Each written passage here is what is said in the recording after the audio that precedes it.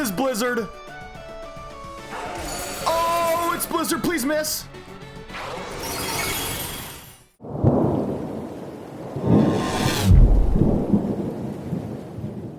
Heyo! This is your boy Storm, and welcome to my Regional Run Challenge. So, last year, 2023, I went to 5-6 regionals, and I think almost every single one I went 6-3, 6-3, 6-3, and 6-3. Never making it to day 2. That requires the 7-win and 2-loss record. So, what is my Regional Run Challenge? This, dear viewer, is my attempt to break that curse. Out of 9 games played against 9 different opponents, I need to win at least 7 to justify myself to heading back into the circuit next year, and we're going to do that today with an awesome team. Now remember, we only have 2 lives, so the first time we lose, we're good. We're down to our 2nd life. The second time we lose, we're still good. But if we lose that 3rd time, it's over. That's it. The challenge is done. Whatever game we land on, we stop right there. So let's do our best, and let's jump into the team preview. So, what is the team preview that we have here today? As you see, I am running the bottom tier of restricted Pokemon, Rayquaza, but it's a shiny event mon that I got a long time ago, and I am ecstatic to be using it, paired with its partner, Maushold. Yes, in Regulation G, I am using Maushold. It's not as bad as it sounds. With one Swords Dance, a Terra Normal Rayquaza can output the same damage as the Chien-Pao Choice Band Dragonite combo of the other regulations gone by. So with Maushold there, I can give it Friend Guard, I can use Follow Me, we can reduce spread damage with Friend Guard like Dazzling Gleam and some of the other spread moves that are going crazy in the restricted format, or we can pull things like Ice Beam away from Rayquaza and let that Sword Dance get set up. Once the mouse goes down, we can start chunking for crazy damage. Then on top of that, we got a very easy Fire, Water, Grass core, Chi-Yu, Rillaboom, Urshifu, all willing to be able to put out some crazy damage. There's Fake Outs at play, we have Snarl to reduce special damage, and we top it off with a Flutter Mane. What could go wrong with that? So, you know the team, you know the rules. There's nothing left to do but jump into the first game.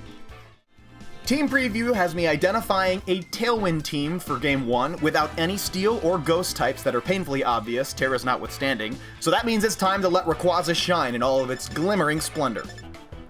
And the game begins as we expect. We see a Tailwind setter in the form of Tornadus, plus a hitter on the side. Time to let Maushold and Ray do its thing. Let's set up a Swords Dance. Next up, easy KO. Double up into Urshifu and take that fighting type away from the Terra Normal Rayquaza, giving us a nice transition to the following turn. Now, an unusual restricted pick comes in to take its place.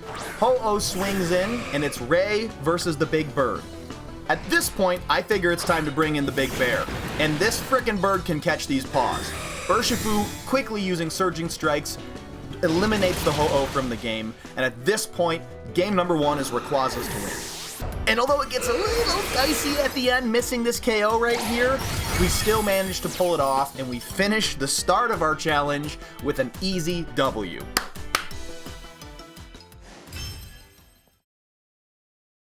Moving into game number 2. This game was ludicrous. I think I legitimately asked during the stream, what is happening? And I meant that with full authenticity. I had no clue what was happening or what to expect turn after turn. This video gets its own special highlight that will come out on Tuesday of the following week, but I'll let you have a cheeky little look at the team preview sheet. Look at what we're dealing with. And let me tell you, this was a loss. So, not a great start to the challenge going a win into a loss. Of our 2 lives, we only have 1 more game that we can safely lose before we're on that last life. Oh god, this team is looking scary. Trapago's teams are always a challenge for the Ray team because Ray is a Terra Hog, so you need to kind of Terra early on in order to make use of the extreme speed. And Trapagos' new signature move, for those of you that doesn't know, doubles the damage against Terra Pokemon. So right off the bat, we're at a disadvantage straight out of the team preview. That all being said, we have an Indeedee on the other side, which is blocking extreme speeds anyways with the Psychic Terrain. So this is going to be an uphill battle from the beginning.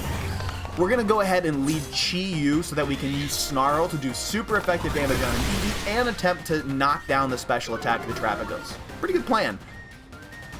But look how much Terra Starstorm is doing. And mind you, that's a normal move that can hit Ghost types. Crazy. Now here's something interesting. Terrapagos switches out and an Ogerpon comes in that we managed to chunk quite nicely, but when Terrapagos Terrastalize last turn, it actually clears the field of any terrains or conditions. Psychic Terrain is gone and we didn't have to do nothing. Rayquaza can now safely come in and start E-speeding left and right. And while Terrapagos eventually makes its way back in and rips a crazy double knockout, Trick Room, which was set earlier in the match, ends just in time, the speeds return to normal, and we finish up with Chi-Yu Flutter Mane, winning game number 3. So remember now, we have one spare life that we can burn and still not have lost the challenge. We have to lose 3 times to be all the way out. We've only lost once. So I'm feeling pretty good moving into this next game. And that good feeling is almost immediately crushed. So this game I know Trick Room is coming, and while we do manage to get a crazy critical hit with an overheat onto the Lunala at the beginning of the game, the Gallade still manages to get Trick Room up, and we are on the back foot from the beginning. Let alone the fact that the Gallade then rips a critical hit Psycho Cut and just knocks out one of my Pokemon super early pace. Now, the battle goes back and forth for a little bit, but ultimately it becomes too overwhelming to fight through, and a crazy wide guard call by the Gallade near the end blocks a Heat Wave, and we immediately lose the game. That puts us now at 2 wins and 2 losses. Like I said, it's 3 losses to lose the challenge. We're almost there. Just gotta try and win out if possible.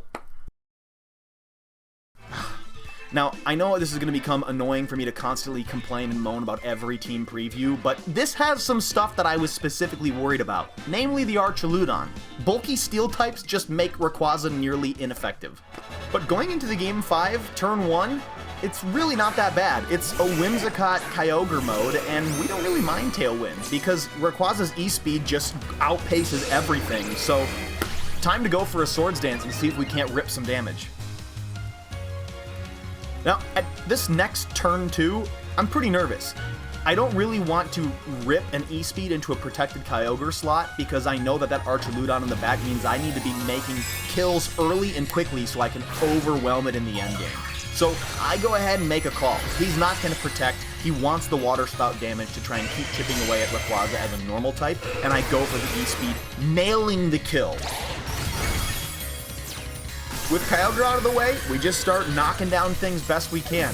Rayquaza does manage to pick up another E-speed KO off of the Whimsicott, but then gets critical hit back into the Pokeball by an instant knockoff. And now, with Whimsicott gone, our Nightmare appears. Archaludon shifts in.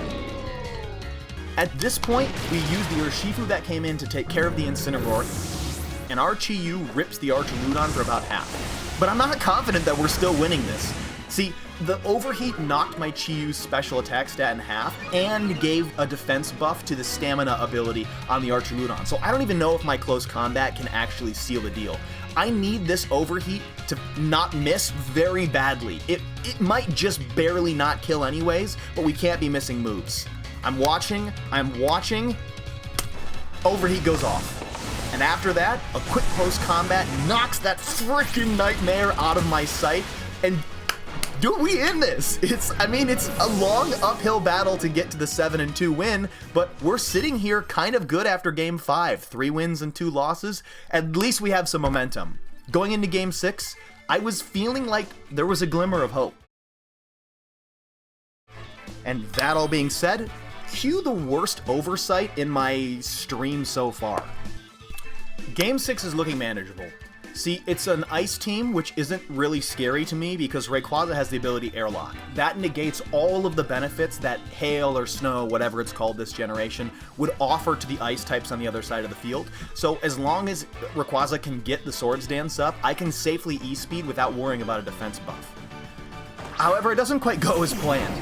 I use Maushold, follow me to try and pull an Ice Beam away from Rayquaza from the Kyurem, and I go for the Swords Dance, and I forget one of the critical rules that I learned while playing with this team.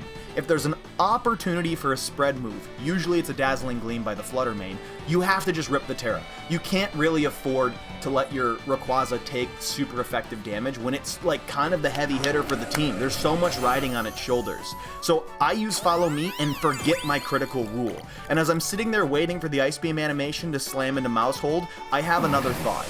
What if? What if this Kyurem is just ripping blizzards, and that's the point of this snow team? And as you can see, oh boy, does my nightmare just come true before my eyes. It's a 50% chance literally to hit both of my Pokemon, and he nails both of them. And then as if the game's not already over, he rips a freeze on my Maushold as well. Just insult to injury. And to be honest, I could continue to break down the turns about how I tried to claw my way back, but the game was downhill from there. At this point, we rack up our third loss, and that is the end of our challenge. We finish at 3 wins and 3 losses. Now, I don't feel especially horrible. At the end of the day, I played out the rest of the games on stream, and my first mock regional run challenge that I'll be posting here on YouTube, I finished 5-4. So I went positive, more wins than losses, and I was doing it with, you know what, a Pokemon that's really hard to make work in this meta. I mean, the spread moves make Follow Me not even as good, and the fact that there are a number of Steel and Ghost-type meta Pokemon in play mean that E-Speed's probably not the greatest strategy anyways. Next week, we'll be switching it up and going to a more meta pick out of the restricted category, but I feel really glad that I was able to use Rayquaza and do it justice by going positive at the very least. So all in all, I'm in decent spirits right now. I'm feeling motivated next week. I have a reason to keep fighting. I mean, if I had hit 7-2 off the back, then I would have been scrambling for an idea for next week, but you know what?